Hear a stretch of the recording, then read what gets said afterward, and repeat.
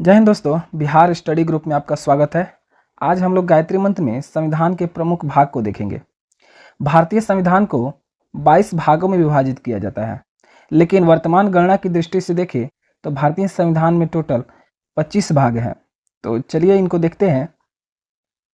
अगर हम लोग भाग 1 की बात करें तो भाग 1 में संघ और उसके राज्य क्षेत्रों का वर्णन है। भाग 2 में नागरिकता की चर्चा है। भाग 3 की बात करें तो भाग 3 में मौलिक अधिकारों का वर्णन है। भाग 4 की बात करें तो भाग 4 में राज्य के नीति निर्देशक तत्व या फिर डीपीएसपी की चर्चा है। अगर हम भाग 4 क की बात करें तो भाग 4 के क में मौलिक अधिकारों की चर्चा है। भाग 5 में संघ की चर्चा है। भाग 6 में राज्यों की चर्चा है।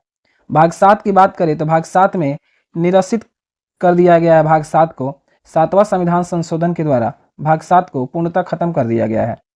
भाग 8 की बात करें तो भाग 8 में संघ और राज्य क्षेत्रों की चर्चा है। अगला है, अगर भाग 9 की बात करें तो भाग 9 में पंचायतों को रखा गया है। वहीं भाग 9 के क में नगर पालिका को रखा गया है। भाग 9 के ख की बात करें तो भाग के 9 के ख में सहकारी समितियों को रखा गया है। भाग 10 में अनुसूचित तथा जनजातीय क्षेत्रों की चर्चा है। भाग 11 में संघ और राज्यों के बीच संबंधों की चर्चा है। भाग 12 में वित्त, संपत्ति, संविदा और वाद की चर्चा है।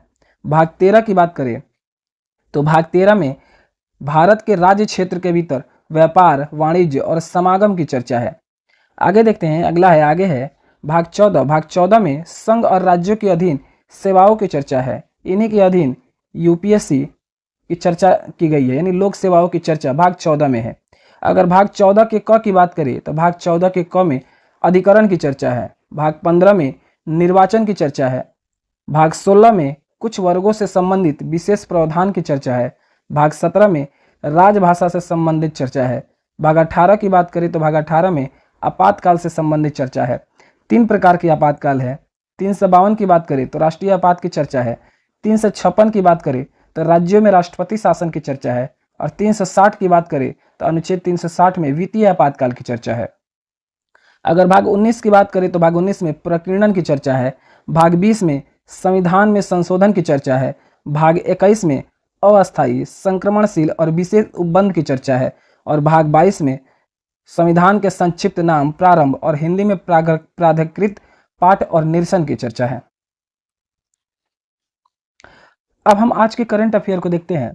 आज के करंट अफेयर में पहला प्रश्न है, हाल ही में वक्फ संशोधन विधेयक 2024 लोकसभा में पारित हुआ है।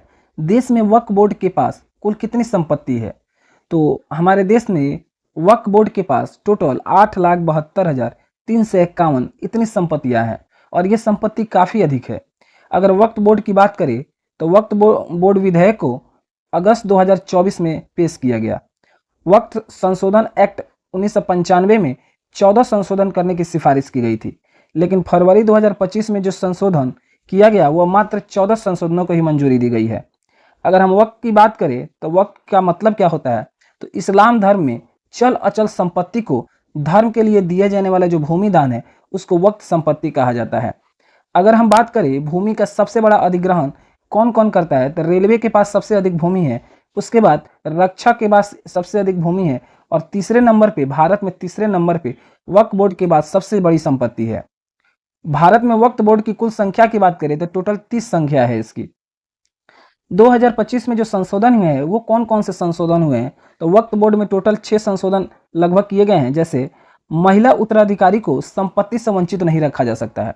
अगर कोई व्यक्ति अपनी संपत्ति दान करता है वक्फ बोर्ड को और महिला उत्तराधिकारी है तो उससे उसके संपत्ति को वंचित नहीं किया जाएगा। दूसरा है, सरकारी संपत्ति को वक्फ को नहीं दिया जाएगा। अगर संपत्ति सरकारी है तो आप उसे वक्फ बोर्ड को नहीं दे सकते हैं। तीसरा है, संपत्ति का मालिकाना हक कौन तय करेगा? तो जिला के डीएम तय करेंगे।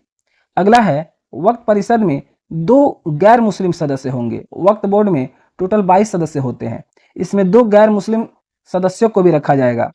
और जो 20 मुस्लिम सदस्य होंगे उसमें 2 महिला सदस्य भी होगी, इसका भी निर्धारण किया गया है। अगला है, आपत्ति होने पर आप 90 दिनों के अंदर कोर्ट में जा सकते हैं। पहले ये इसमें प्रावधान था कि आप कोर्ट जो है नहीं जा सकते हैं, लेकिन अब 90 दिन के अंदर आप कोर्ट में भी जा सकते हैं। अगर वक्त की शुरुआत करें तो वक्त की शुरुआत मोहम्मद गौरी के द्वारा 1873 में पहली बार किया गया था। अगला क्वेश्चन देखते हैं। अगला प्रश्न है, हाल ही में केंद्र सरकार ने anti rabies, anti snake venom और स्टॉक की निगरानी करने के लिए कौन सा पोर्टल लॉन्च किया है? तो एंटी रेबीज और एंटी स्नेक वेनम की निगरानी के लिए जो विन पोर्टल लॉन्च किया गया है। अगर रेबीज की बात करें तो रेबीज रेहेब्डो वायरस के जरिए होता है और इसे हाइड्रोफोबिया कहा जाता है। रेबीज के टीके की खोज की बात करें तो लुई पाश्चर के द्वारा रेबीज के टीके की खोज की गई थी। अगर सर्पदंश की बात करें तो हाल ही में सर्पदंश को इंडियन गवर्नमेंट ने अधिसूचित रोग के रूप में घोषित किया है। अगर हम बात करें कि यूविन पोर्टल किस लिए बनाया गया था, तो गर्भवती महिला की वैक्सीनेशन के लिए यूविन पोर्टल को बनाया गया था। अगला प्रश्न देखते हैं। अगला प्रश्न है, हाल ही में प्रधानमंत्री नरेंद्र मोदी ने रामकीयन रामायण का प्रदर्शन कहाँ देखा है? तो हाल ही में प्रधानमंत्री थाईलैंड गए हैं और वहीं पे उन्होंने रामकीयन रामायण का प्रदर्शन देखा है। अगर आसियान की बैठक की बात करें तो हाल ही में आसियान की बैठक लाओस में हुई है। वहीं अगर बिम्स्टेक बैठक की बात करें तो हाल ही में थाईलैंड में बिम्स्टेक की बैठक हुई है। और थाईलैंड की मुद्रा क्या है? तो थाईलैंड की मुद्रा बाहट हो जाएगी। बिम्स्टेक की स्थापना की बात बोले तो 1997 में बिम्स्टेक की स्थापना होती है और बिम्स्टेक का हेडक्वार्टर ढाका में हो जाएगा। अगला प्रश्न है, हाल ही में भारतीय नौसेना ने अपनी पहली हिंद महासागर जहाज सागर पहल के तहत पहला समुद्री परीक्षण कहाँ किया है? तो भारतीय नौसेना के द्वारा हिंद महासागर जहाज सागर पहल का पहला परीक्षण किया गया है और ये परीक्षण कोची में किया गया है। अगर हम लोग टैग लाइन की बात करें तो हिंद महासागर जहाज सागर की टैग लाइन है, एक महासागर एक मिशन। और इस परीक्षण के तहत INS सुनैन ने पहली बार भाग लिया है। आगे देखते हैं। अगला प्रश्न है, हाल ही में केंद्रीय वाणिज्य और उद्योग मंत्री श्री पीयूष गोयल ने कहाँ स्टार्टअप महाकुंभ का उद्घाटन किया है? तो केंद्रीय वाणिज्य और उद्योग मंत्री की बात करें तो ये पीयूष गोयल हो जाएंगे और इन्होंने स्टार्टअप महाकुंभ का उद्घाटन नई दिल्ली में किया है। पूछे कि नई दिल्ली में कहाँ किया है? तो नई दिल्ली में भारत मंडपम में किया है। संस्करण की बात पूछे तो ये दूसरा संस्करण हो जाएगा। अगर हम उद्देश्य की बात पूछे कि स्टार्टअप महाकुंभ का उद्देश्य क्या है, तो इसका उद्देश्य नवाचार को बढ़ाना हो जाएगा। आगे बढ़ते हैं। अगला प्रश्न है, हाल ही में किस राज्य के कुंभकोणम पान के पत्ते और थोलवाई फूल माला को GI टैग मिला है? तो कुंभकोणम पान के पत्ते और थोलवाई फूल मेला को GI टैग तमिलनाडु में GI टैग दिया गया है। अगर चपात मिर्च की बात करें तो ये तेलंगाना के चपात मिर्च को GI टैग दिया गया है। चपात मिर्च को टमाटर मिर्च भी बोलते हैं और विशेष रूप से तेलंगाना के वारंगल क्षेत्र में आता है। अगर GI टैग की हम लोग बात करें तो GI टैग को एक्ट 1999 के तहत 2003 में पारित किया गया और पहली बार 2004 में इसे दार्जिलिंग चाय को GI टैग दिया गया है। GI टैग को 10 वर्षों के लिए दिया जाता है।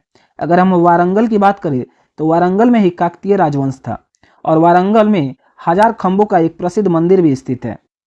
आगे देखते हैं। अगला प्रश्न है, रेलवे स्टेशनों पर सौर ऊर्जा संयंत्र लगाने वाला शीर्ष राज्य कौन सा हो जाएगा?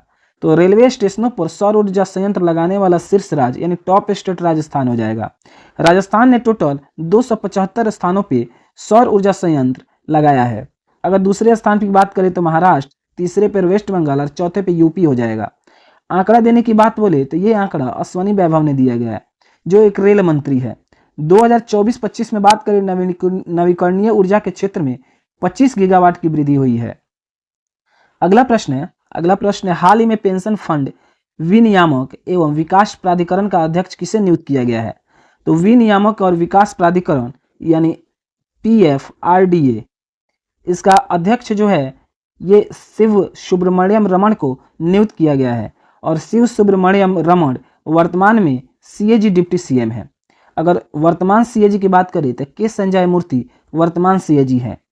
अगर PFRDA या फिर विनियामक एवं विकास प्राधिकरण की बात करें तो ये 7 सदस्यीय एक वैधानिक निकाय है और स्थापना इसका 2003 में होता है, लेकिन अधिनियम 2013 के तहत इसे वैधानिक निकाय बनाया जाता है और 2014 में इसे पूर्णतः लागू कर दिया जाता है। कार्यकाल की बात करें तो इसके अध्यक्ष का कार्यकाल 5 वर्ष या फिर 65 साल जो पूरा हो पहले हो वो कार्यकाल हो जाएगा। वित्तीय नियामक संस्थाओं में अध्यक्ष की नियुक्ति में मुख्य भूमिका इसके अध्यक्ष की होती है। अगर RBI की अध्यक्ष की नियुक्ति करनी हो या फिर सेबी की या फिर IRDAI की। अगला प्रश्न है, हाल ही में शून्य गरीबी P4 नीति पहल किसने लॉन्च किया है? तो शून्य गरीबी P4 नीति आंध्र प्रदेश ने लॉन्च किया है स्वर्ण आंध्र 2047 मिशन भी आंध्र प्रदेश ने लॉन्च किया है। इसने इसमें 10 सूत्र दिए हैं, जिसमें प्रथम सूत्र जीरो गरीबी को सुनिश्चित करना है। अगर हम अगले क्वेश्चन की बात करें तो अगला प्रश्न है, हाल ही में महाराष्ट्र सरकार ने नागपुर, मुंबई और पुणे में AI केंद्र स्थापित करने के लिए किसके साथ समझौता किया है? तो ये माइक्रोसॉफ्ट के साथ महाराष्ट्र ने समझौता किया है। अगला प्रश्न देखते हैं, अगला और लास्ट प्रश्न है, बेल्जियम में आयोजित एजेलहॉफ CSI लियर घुड़सवारी प्रतियोगिता में किसने स्वर्ण पदक जीता है? तो एजेलहॉफ CSI लियर घुड़सवारी प्रतियोगिता बेल्जियम में आयोजित हुई है और इसमें स्वर्ण पदक भारत के निहारिका सिंघानिया ने जीता है। अगर आपको वीडियो अच्छी लगती है तो लाइक, सब्सक्राइब, शेयर करेंगे। तो मिलते हैं नेक्स्ट वीडियो में। Thank you.